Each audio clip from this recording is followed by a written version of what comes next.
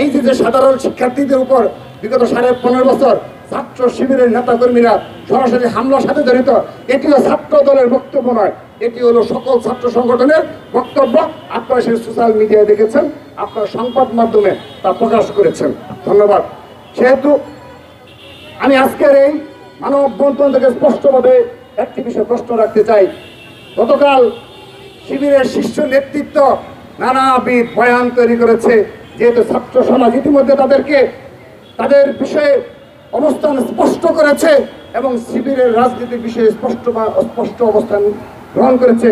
তারা গতকাল আবুল তাবুল প্রলাপ অনেক বকেছেন, তার একটি প্রমাণ তাদের শীর্ষ নেতৃত্ব এবং ডাকসুর ভিপি প্রার্থী তিনি বলেছেন আলী হোসেন নাকি ছাত্র দলের কর্মী। আমি ভাবতেই পারছি না যে তিনি ঢাকা বিশ্ববিদ্যালয়ের একজন ভিপি প্রার্থী, তিনি এই ধরনের ঢাকা বিশ্ববিদ্যালয়ের 39,000 শিক্ষার্থী ভোটারদের সামনে এ ধরনের একটা মিথ্যাচার করতে পারেন, যেখানে সাধারণ শিক্ষার্থীদের স্পষ্টভাবে হয়েছে অবস্থান গ্রহণ করেছে আলী হোসেন শিবিরের অ্যাক্টিভিস্ট। আমি আজকের এই অবস্থান থেকে ছাত্র শিবিরের প্রতি প্রশ্ন রাখছি, জহুরুল হক হলে, সার্জেন্ট জহুরুল হক হলে আপনাদের কয়জন নেতাকর্মী? আপনাদের মতে একজন নেতাকর্মীও নেই, কারণ তিনি আজও আত্মপ্রকাশ করেননি।